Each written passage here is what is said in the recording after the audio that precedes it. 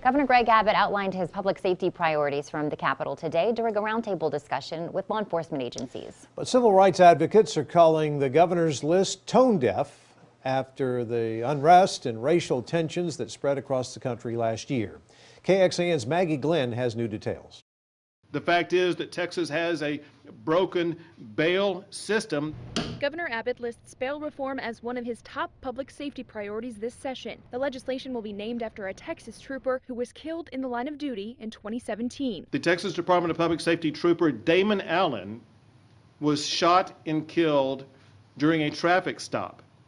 His accused killer was out on bail when he should have been behind bars. It aims to increase communication in the courts by ensuring judges have the full criminal history of a defendant before setting bail. But civil rights advocates say bail reform in Texas needs to go even further. What we need is for judges to make meaningful, individualized determinations about someone's risk. I mean, bail should be based on someone's risk. And not the amount of money in their bank account. The cash bail system is completely flawed. It's very discriminatory. They say the governor's roundtable failed to include important perspectives. He could have invited activists and organizers who have been begging for police accountability at the table. And they're disappointed that the governor's priorities didn't include police reform. The top of the list for lawmakers this session should be passing the George Floyd Act. It will do things like ensure that we can hold bad officers accountable in state court. It'll ensure that we can reduce arrests for things that are really petty. Maggie Glenn, KXAN News.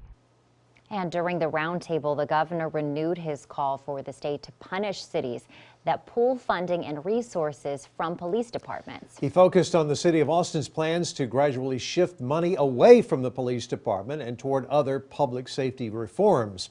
Along with the decision to cut the police budget came the creation of the Reimagining Public Safety Task Force. Just yesterday, the group held a community review report on the APD cadet training videos. They say more than half of the videos show officers engaging with people of color. Most of those videos showed a pattern of use of force from police officers. I would also like to point out that it's not just about the overrepresentation of people of color being highlighted in these videos, but by far the most alarming pattern we witnessed was the harmful stereotypes perpetrated against Black and brown communities. Task force members recommend removing more than half of the 112 videos from the curriculum, and they said that the rest should be edited.